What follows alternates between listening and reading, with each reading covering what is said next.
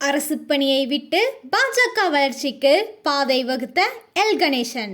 யார் இந்த மூத்த தலைவர்?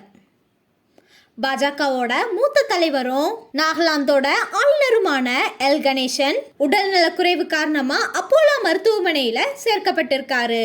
அங்க ட்ரீட்மெண்ட் பார்த்துட்டு வந்த நேரத்துல உயிரிழந்ததா அறிவிக்கப்பட்டிருக்கு. தமிழக பாஜகவோட அடையாளமா இருந்த எல் கணேசனோட அரசியல் பயணத்தை பத்தி இங்க பார்க்கலாம். தமிழகத்துல பாஜகவையும் அந்த கட்சியோட தாமரை சின்னத்தையும் பொதுமக்கள் கிட்ட கொண்டு போன முக்கிய நபர் எல் கணேசன்.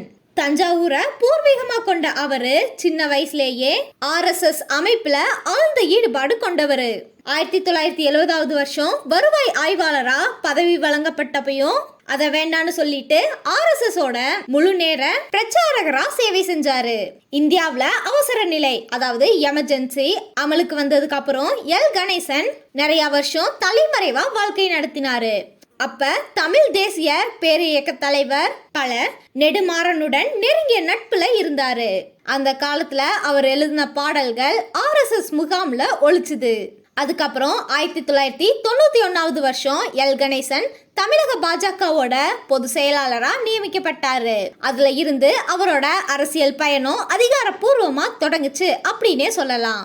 அந்த பொறுப்புல இருந்தப்பையும் தமிழகத்தோட பல பகுதிகளில் இருந்து இளைஞர்களை பாஜகவுல சேர்க்கறதுக்கு சோர்வில்லாம செயல்பட்டாரு.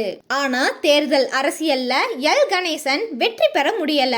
2009லயும் 2014லயும் லோக்சபா தேர்தல்ல தென் சென்னை பகுதியில போட்டியிட்டு 2 தடவை தோல்வி அடைஞ்சாரு. அதுக்கப்புறம் 2016வது வருஷம் மத்திய பிரதேசத்துல இருந்து ராஜ்யசபா உறுப்பினரா தேர்வு செய்யப்பட்டாரு. ஆனா அந்த பதவி 1.5 வருஷம் மட்டும்தான் நீடிச்சுது. ஆனாலும் பாஜகவுக்கான அவரோட அர்ப்பணிப்பு எப்பொழுதும் பாராட்டப்பட்டுச்சு. ஒவ்வொரு தொகுதிகளிலையும் நேரடியா போய் வாக்குகளை சேகரித்தாரு. 2011வது வருஷம் திருச்சியில கோடிக்கணக்குல பண பறிமுதல் செய்யப்பட்டப்ப காந்தி படம் போட்ட நேரு பணம் அப்படிங்கிற அவரோட பதில் தமிழக அரசியல்ல பெரும் பரபரப்பை ஏற்படுத்துச்சு.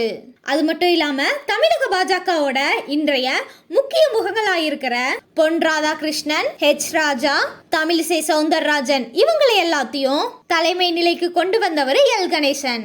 அவரோட காலத்துல தான் பாஜகவுல புதுசா சேர்ற இளைஞர்களுக்கு பயிற்சி கொடுக்கிற நடைமுறை உருவாக்கப்பட்டுச்சு.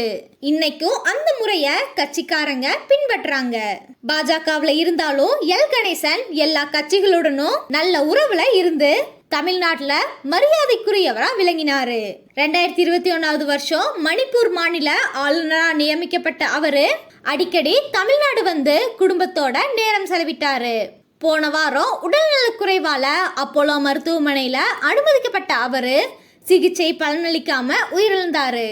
அவரோட மறைவுக்கு தமிழக அரசியல் தலைவர்களும் பாஜகவினரும் இரங்கல் தெரிவிச்சிருக்காங்க.